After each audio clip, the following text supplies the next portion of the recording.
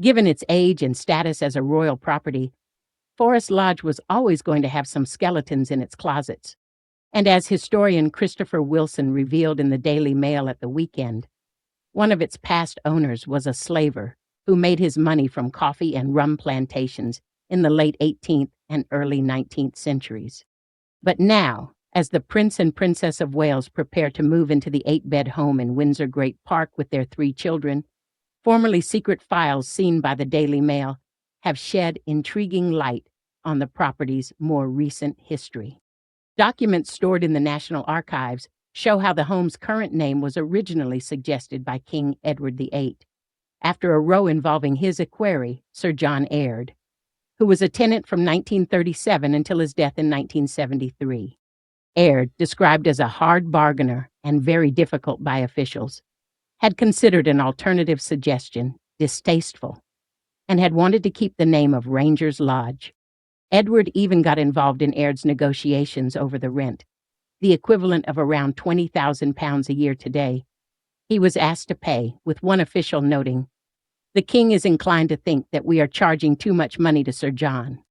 The links to the shamed Edward VIII, who departed royal life in disgrace in December 1936 when he abdicated so he could marry divorcee Wallis Simpson, do not end there. The tenant at Forest Lodge before Aird, Windsor Great Park Deputy Ranger Sir Malcolm Murray, only moved in 1929 after he was told to leave his previous grace and favor home, Fort Belvedere, so the then Prince of Wales could live there. 8K viewing now. Polaroids revealed the fate of my daughter, who was abducted at 16. 23 3K viewing now. 2 cops are killed and another wounded in shooting at rural property. 6-2K viewing now. Belvedere, also in Windsor Great Park, became Edward's favorite home and was where he spent a lot of time alone with Wallis Simpson. He chose to sign his abdication papers there in 1936.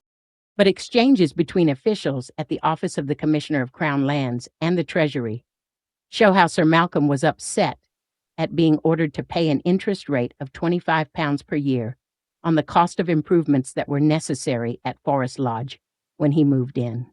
His complaint led to a back and forth between officials, with one calling Forest Lodge inconvenient and antiquated. Murray had, they said, moved into Forest Lodge quite against his own wishes, and so they could understand why the interest charge rankles. Eventually, they agreed to drop the fee.